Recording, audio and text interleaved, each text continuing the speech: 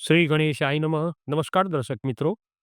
પૌષ સુદ પૂનમ, પોષી પૂર્ણિમા વર્ષમાં દરેક મહિનામાં શુક્લ પક્ષનો જે 15મી તિથિ જે કહેવાય એ પૂર્ણિમા ગણાય છે. એટલે દર મહિને એક પૂર્ણિમા આવતી હોય છે આપણા સનાતન ધર્મમાં. તો પોષી પૂર્ણિમા આ દિવસે અંબાજી માતાનો પ્રાગટ્ય દિવસ તરીકે આપણે ઉજવીએ છીએ. અંબાજી માતાનો પ્રાગટ્ય દિવસ ગણાય છે.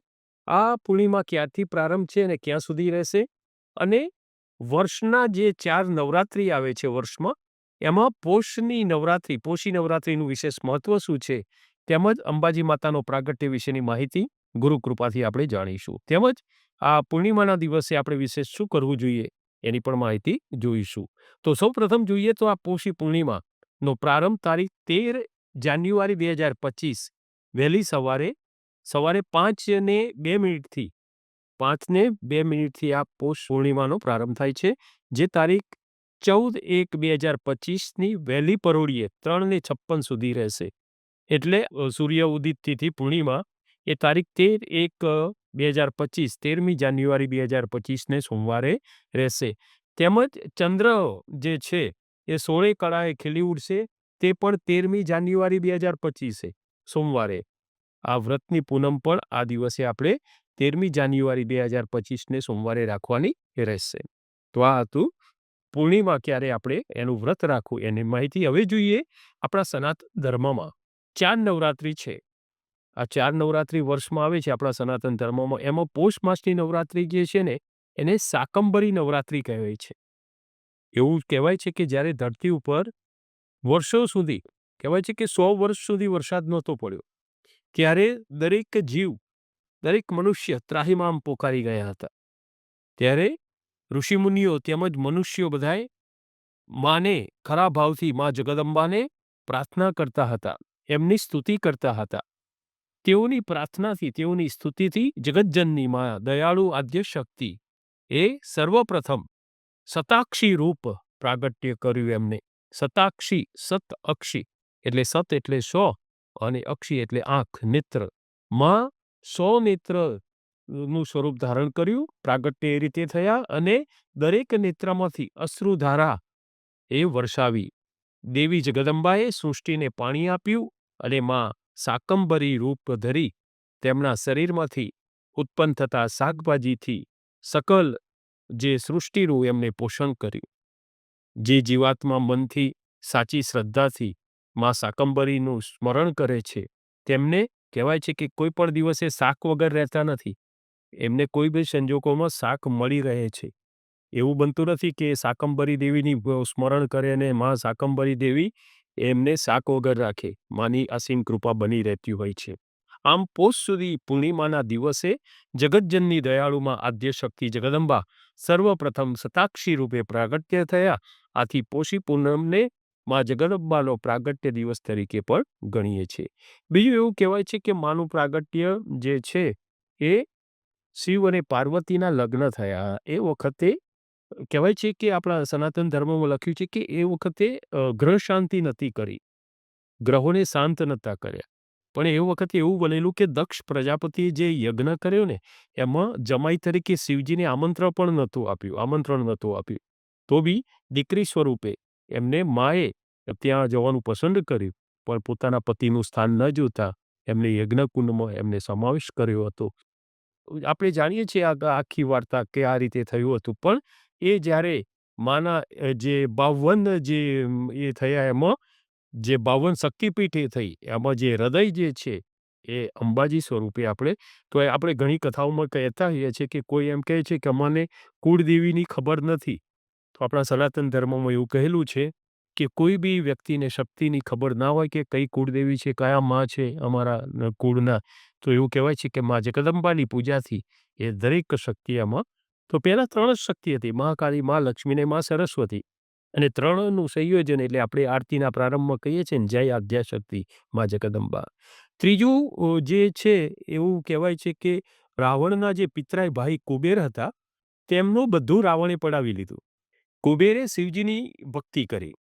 શિવજી પ્રસન્ન થયા અને વરદાન આપવા આવ્યા. ભોળાનાથ એમને તો જે કુબેરનું જે હતું ને એ લૂંટાઈ ગયેલું હતું એ પણ આપી દીધું. તે ઉપરાંત દેવોના પણ ખજાનચી બનાવી દીધા. કુબેરે કહ્યું કે મારો જ હું સંભાળી નતો શકતો, તો આ દેવોનો ખજાનો હું કેવી રીતે પ્રભુ સંભાળી શકીશ? ત્યારે પ્રભુએ ભોળાનાથે કહ્યું કે તમે શક્તિની પૂજા કરો, શક્તિની ઉપાસના કરો. ત્યારે કુબેરે માની ભક્તિ કરી અને માને પ્રસન્ન કર્યા. તો નર્મદાજીને કિનારે એક નામ રેવાજી પણ છે. માના 1000 નામ છે નર્મદાજીના. કોઈ પણ નદીની પરિક્રમા નથી થતી, નર્મદાજીની થાય છે. અને કોઈ નદીના એટલા બધા નામ નથી જેટલા નર્મદાજીના છે. સહસ્ત્ર નામાવલી છે, એમાંનું એક નામ રેવાજી છે. તો કુબેરની ભક્તિથી પ્રસન્ન થયા અને કુબેરે કહ્યું કે તમે મારી જોડે રહો. ત્યારે હાલ પણ ત્યાં કન્નારીમાં કુબેરેશ્વર મહાદેવમાં એ પાછળની જગ્યાએ મા જગદંબા શક્તિ સ્વરૂપે બિરાજેલા છે. એટલે તો મા જગદંબાને પ્રેમાનંદે જે ગાયેલી જે આરતી છે જયાદ્યા શક્તિ, એમાં 16મી ટૂંક આપણે ગઈએ છીએ કે સંવત 1657 1622 સંવત 16 પ્રગટ્યા માં રેવાને તીરે. માં રેવાને તીરે એટલે માં નર્મદાજીને તીરે, માં ગંગાને તીરે. હવે અહીંયા રેવા એટલે તો નર્મદાજી, અને પાછું એમ થાય કે ગંગાને તીરે એટલે તો ગંગા તો ઉત્તરમાં છે. તો અહીંયા નર્મદાજીને ત્યાં ગંગા કઈ રીતે? તો એવું છે કે ત્યાં ઓરસંગ નદી છે, ઓર ગંગા. ઓરસંગ નદીનો ઉલ્લેખ છે.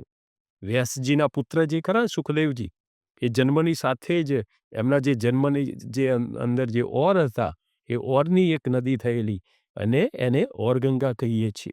તો ચાણોદ કન્નારી એ ત્રિવેદી સંગમ ત્યાં છે. ત્યાં નર્મદાજી છે, ઓર ગંગા એટલે ઓરસંગ નદી છે, ને ગુપ્ત સરસ્વતી. કોઈ બી જગ્યાએ તમે જાણો ને તો ગુપ્ત સરસ્વતી જ કહે છે. કેમ કે લક્ષ્મીજી પ્રગટ હોય, કોઈની પાસે પૈસો આવે ને ખ્યાલ આવી જાય કે ભાઈ આમના પાસે લક્ષ્મીજી આવ્યા લાગે છે, પૈસો આવ્યો લાગે છે. આખું વર્તન એમની ચહેલ પહેલ, એમની રહેવાની જિંદગી બદલાઈ ગઈ છે. પણ જે સરસ્વતી છે ને એ ગુપ્ત હોય. જ્યાં સુધી કોઈ બોલે નહીં ત્યાં સુધી એના જ્ઞાનનો આપણને પરિચય થતો નથી. એટલે સરસ્વતી ગુપ્ત કયા છે. આ દક્ષિણ પ્રયાગ તરીકે આ ગણાય છે નર્મદાજી, ઓરસંગ નદી, ઓરગંગા નદી અને ગુપ્ત સરસ્વતી. અને જે ઉત્તર પ્રયાગ જે છે આપણે જાણીએ છીએ કે ગંગા, યમુના અને સરસ્વતી, ત્યાં પણ ગુપ્ત સરસ્વતી. તો આ દક્ષિણ પ્રયાગ.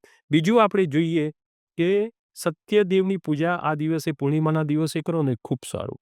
સત્યદેવની પૂજા કરવી જોઈએ, વિષ્ણુ સહસ્ત્રનો પાઠ કરવો જોઈએ, વિષ્ણુ ભગવાનનું જપ ઉદ્દેશીને જપ તપ પૂજા બધું કરો ને બહુ સારું.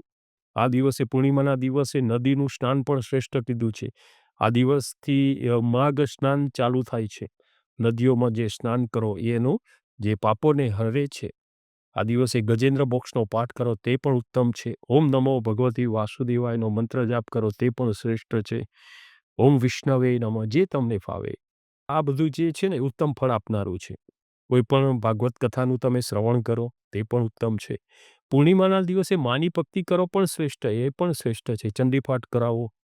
બીજું ના એ થાય તો ઓમ એમ રીમ ક્રીમ ચામુંડાઈ વિચે એનો મંત્ર જાપ કરો.